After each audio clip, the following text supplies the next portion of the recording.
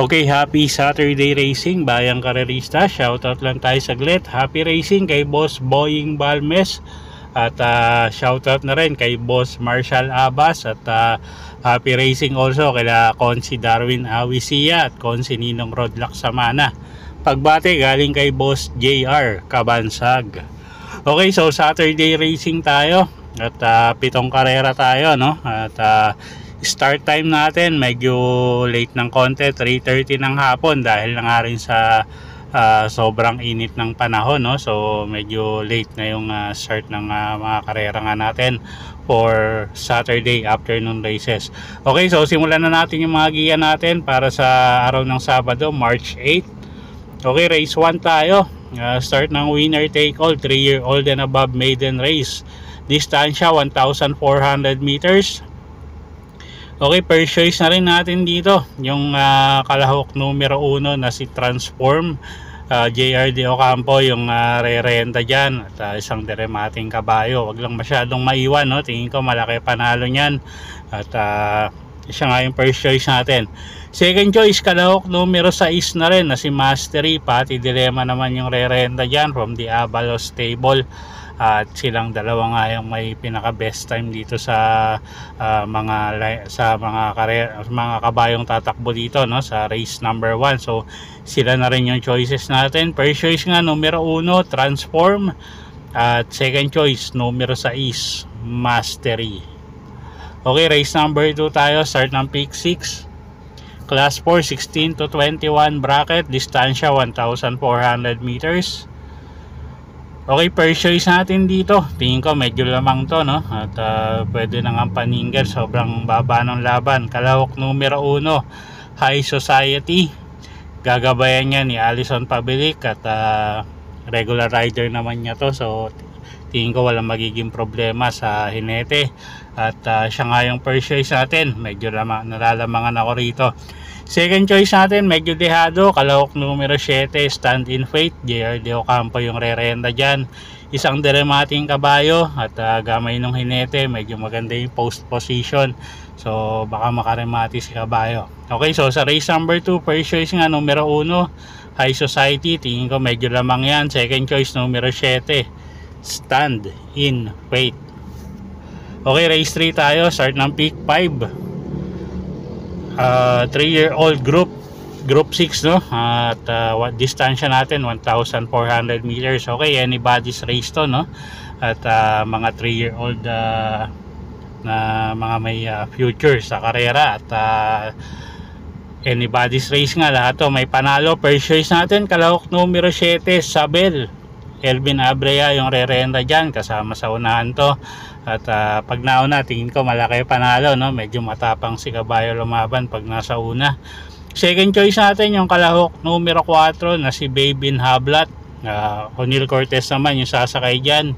Isang deremating kabayo. So pag nagkaroon ng lutsahan, isa to sa pwedeng makinabang.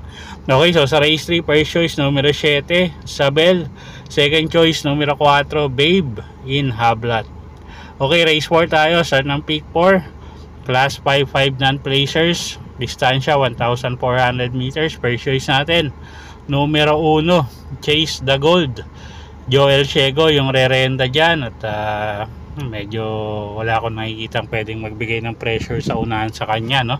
At medyo maganda lang yung talon nito. Tingin ko malaki panalo niyan. At gamay naman ng hinete yan. Second choice rin natin yung kalahok numero 6 na si Rise Up. Michael Diaz de Jesus naman yung re-renta dyan. Gamay din ng hinete. Maganda yung post position. At medyo mababa na rin yung laban. At pwedeng pang dehado rito kung kursunada nyo yung kalahok numero 4 na si Rahabago. JD King Flores naman yung re-renta dyan. Okay, so sa race 4 first choice nga numero 1 Chase the Gold. Second choice numero 6 Rise Up. At pwedeng pang dehado kung kursunada nyo yung numero 4 na si Rahabago. Okay, race 5 tayo. Class 5, 6 to 10 bracket. Distansya 1,400 meters. Isa na naman anybody's race to. At 7 kalahok, lahat yan may panalo.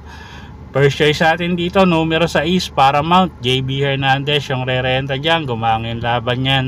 At isang dramating kabayo. Tingin ko malaki panalo, no? Second choice natin, numero 7, Adorable Felicia, pati dilema yung sasakay dyan, maganda post position. At medyo consistent naman manakbo to sa timbangan, so tingin ko malaki rin panalo nyan. At kuha akong third choice dito, pangdehado, numero 1, Great Angie, Ryan Base naman yung re-renta dyan. Okay, so sa race 5, first choice nga, numero 6, Paramount. Second choice, kalahok, numero 7 na si Adorable Felicia. Third choice natin, pangdehado, entry number 1, Great Angie. Okay, race 6 tayo, penultimate race. Class 5 placers, distansya 1,400 meters. Okay, first choice na rin natin dito yung kalahok numero 2 na si Sky Plus, si Espare Jr. yung re-renta dyan, medyo consistent to at medyo magaganda huling ikinikilos nito, so siya na rin yung first choice nga natin, si Espare Jr. yung re-renta dyan at kasama na sa unahan to, so first choice natin yan. Second choice, kalahok numero 8, Angel's Crown, AP Asuncion naman yung sasakay dyan, nagbabalik na si AP Asuncion, so tingin ko malaki rin panalo niyan, gumangan laban. So second choice natin, numero 6, Angel's Crown. Okay, so sa race 6, first choice nga, numero 2, Sky Plus. Second choice, entry number 8, Angel's Crown. Okay, race 7 tayo, last and final race for the day. Class 5, 11 to 15 bracket, distansya 1,400 meters. Okay, first choice na rin natin dito, kalahok numero 3, Captain Det. Jeff Bakay kayong sasakay dyan. Pag nilabas ng connection, tingin ko malaki panalo, medyo mababa na sa grupo yan. Second choice natin, kalahok numero 2 na si Madam Ruby, Jeff Sarate yung sasakay dyan. At medyo pa-improve na yung mga takbo ni kabayo, so tingin ko pa-aumento na rin yan, no? At anytime pwede na rin manalo yan.